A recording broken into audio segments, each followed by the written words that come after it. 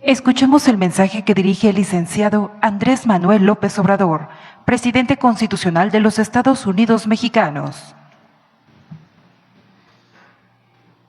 Amigas, amigos, dirigentes sindicales, mujeres, hombres, que representan a trabajadoras y trabajadores de México.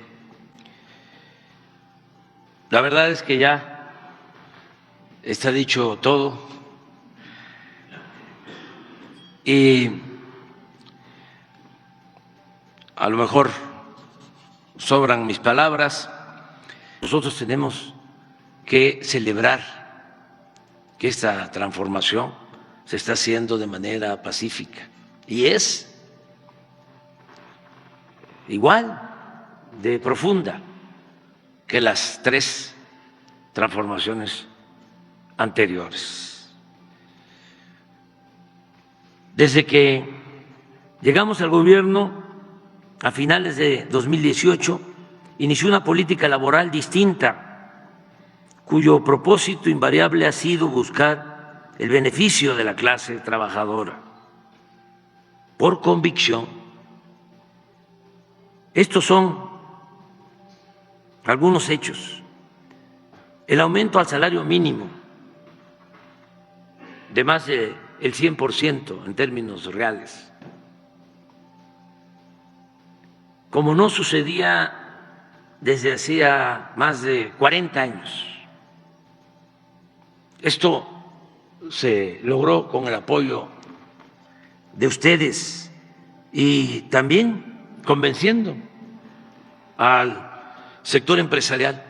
Solo un año los empresarios, y no todas las organizaciones empresariales, sino una vinculada al bloque conservador o más vinculada al bloque conservador, se opuso al incremento del salario. Pero es importante reconocer que en 5 años se logró consenso, es decir, el aumento al salario fue posible con la participación del sector obrero, del sector empresarial y el sector público.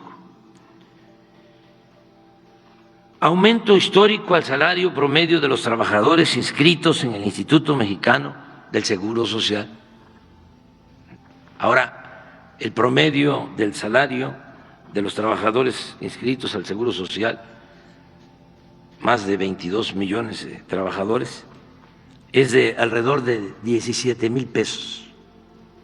Esto, como aquí también ya se dijo, ha significado un incremento en lo que va de nuestro gobierno del 25% en términos reales.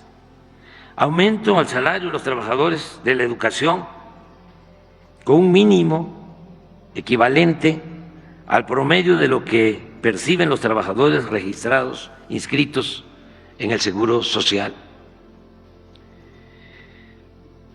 Desempleo de 2,3%, algo no visto desde hace décadas y uno de los índices más bajos del mundo en la actualidad. Crecimiento en el reparto de utilidades. Ya también aquí se informó de 88,000 millones de pesos en 2020 a 183,000 millones en 2021 y 214,000 millones de pesos de reparto de utilidades en 2022. Y estamos por tener ya los datos de 2023 y desde luego van a significar aumento en el reparto de utilidades. Cancelación de la subcontratación o del llamado outsourcing. Democracia sindical, voto libre, directo y secreto en la elección de dirigentes. Algo que es importante, y aquí se ha dicho, no injerencia del gobierno en la vida de los sindicatos. Garantías plenas para ejercer en libertad el derecho de huelga.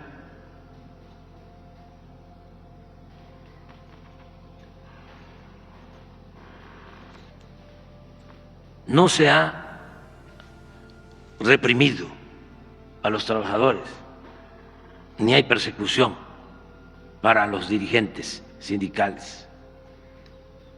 Gobierno autónomo, no al servicio de la oligarquía, sino de todas y todos los mexicanos.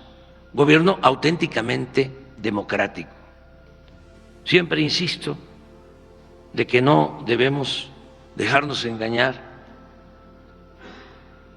La democracia es el gobierno del pueblo y para el pueblo. Demos es pueblo, kratos es poder, es el poder del pueblo. La oligarquía es el gobierno de las minorías, gobierno de unos cuantos. Nuestro país predominó durante mucho tiempo el gobierno de una oligarquía con fachada de democracia. Amigas, amigos, hoy firmé, como aquí se ha dicho, para su publicación el decreto que va a permitir el funcionamiento del Fondo de Pensiones para el Bienestar, cuyo propósito principal es continuar avanzando en las reformas que ya se llevaron a cabo en 2020, que en ese entonces consistieron en el aumento voluntario de las cuotas de los empresarios. Eso hay que subrayarlo y reconocerlo. Así como la reducción de la edad para pensionarse y la disminución de las comisiones en el manejo de las afores, porque esto es importante también que se sepa. Las comisiones que se cobraban en México hasta el 2020 eran de las más altas del mundo. Hacían su agosto, abusaban los administradores de las pensiones. Y se llevó a cabo una reforma y se estableció una fórmula. Y gracias a eso, del 22 a la fecha, los trabajadores han ahorrado 40,000 millones de pesos. Y calculamos que por esa disminución en el cobro de comisiones, para el 2030 se va a llegar a un ahorro de 160,000 millones de pesos. Hubo protestas, pero al final se aceptó y se aprobó esta reforma en beneficio de los trabajadores. Ahora la nueva ley consiste en crear un fondo con varias fuentes de financiamiento para compensar a los trabajadores que fueron afectados con la reforma de 1997 y con la reforma del 2007, con el propósito de que el trabajador pueda jubilarse con el 100% de su salario, tomando como base el ingreso promedio de los inscritos en el Seguro Social. Este fondo será manejado por el Banco de México y espero que a principios de julio empiece a aplicarse en beneficio de los trabajadores en general, de trabajadoras domésticas, de servidores públicos como maestros, médicos, oficinistas, policías y otros trabajadores. Hablaba de las distintas fuentes para la creación de este fondo. Una parte es lo que tienen que entregar por ley, no por la nueva ley, sino ya estaba establecido que tenían que entregar los administradores de las pensiones recursos no demandados por los trabajadores para que el Seguro Social los administrara,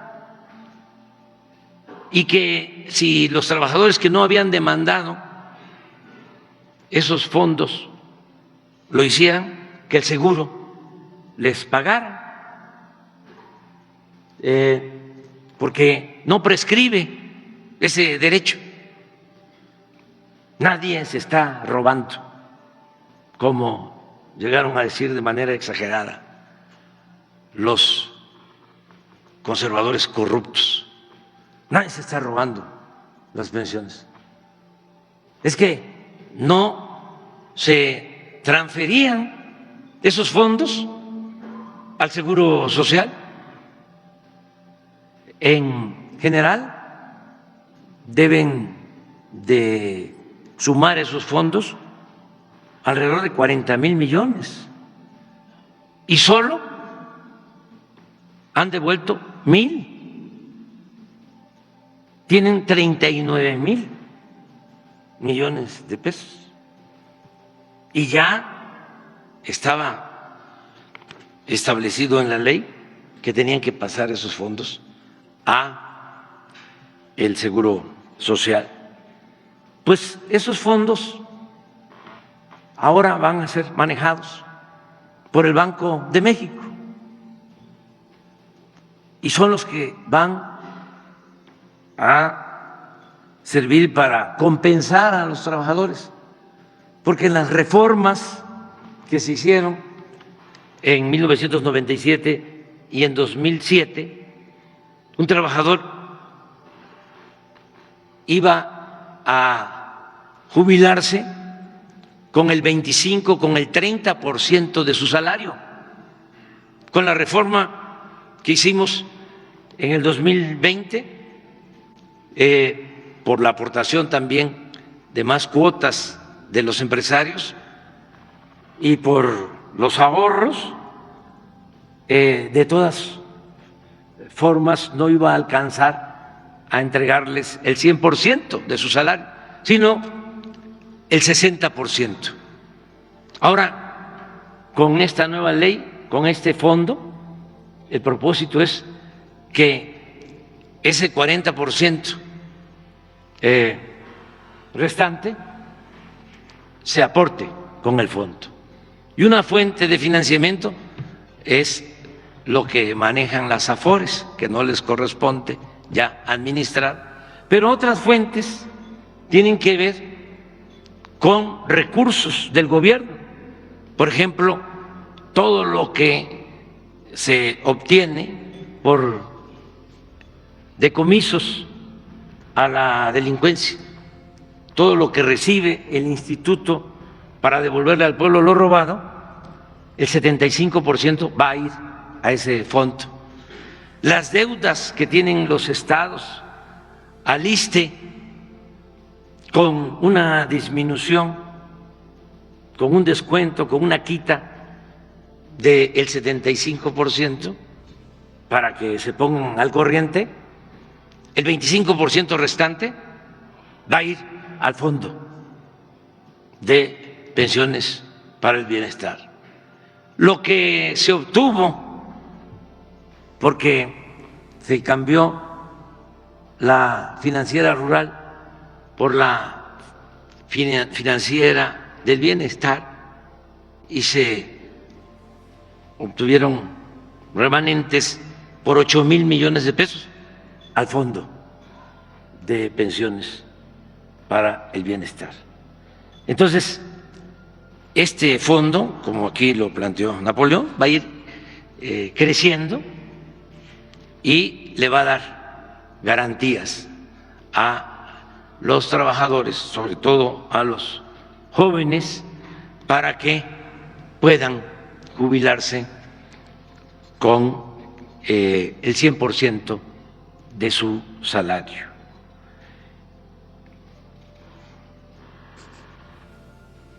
Este fondo, como dije, será manejado por el Banco de México y espero que a principios de julio empiece a aplicarse en beneficio de trabajadores en general.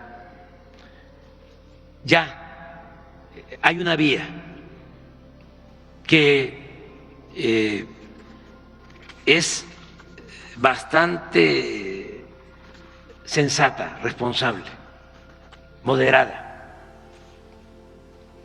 porque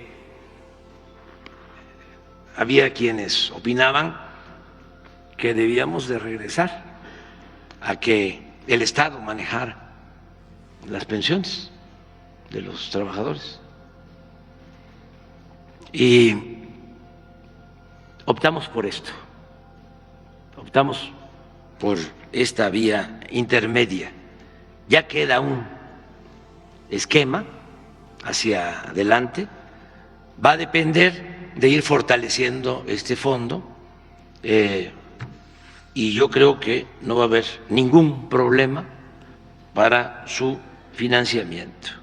Amigas, amigos, dirigentes sindicales, como se comprenderá, siempre por estas acciones hemos enfrentado resistencias de grupos conservadores, reaccionarios, de ahí viene el término,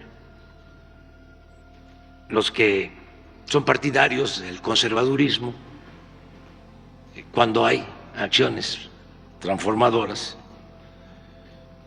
pues reaccionan y por eso se les conoce como reaccionarios, porque ellos son partidarios de que se mantenga el statu quo, que no cambien las reglas, que se mantengan los fueros, los privilegios.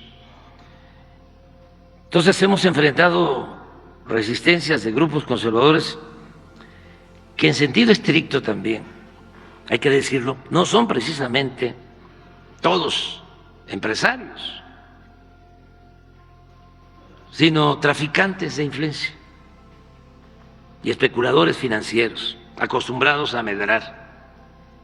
Sin embargo, hemos podido salir adelante con el apoyo de la mayoría de nuestro pueblo y así continuaremos hasta el final de nuestro mandato. Esa es una lección. No se puede transformar una realidad de injusticias, de opresión, sin el respaldo del pueblo. Y para contar con ese apoyo del pueblo se necesita poner en el centro las demandas de las mayorías, porque de esa forma siempre se va a contar con el apoyo de las mayorías, sobre todo de los pobres. Y hay algo que debe saberse: los pobres no traicionan, los pobres son leales. No se puede estar pensando en una transformación que va a ser apoyada por las élites. Eso es una contradicción. Eso es muy difícil de lograr. De modo que este gobierno es también consecuencia de la determinación de cambio verdadero de los asalariados. Con ellos hemos ido transformando el país.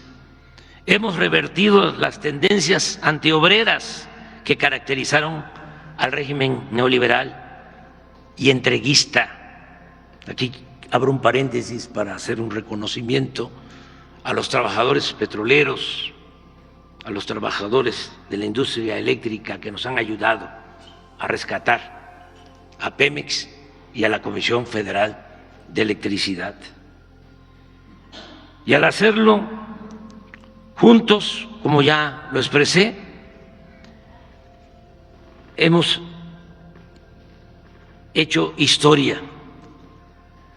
Todas y todos debemos compartir todas y todos debemos compartir la inmensa satisfacción de otorga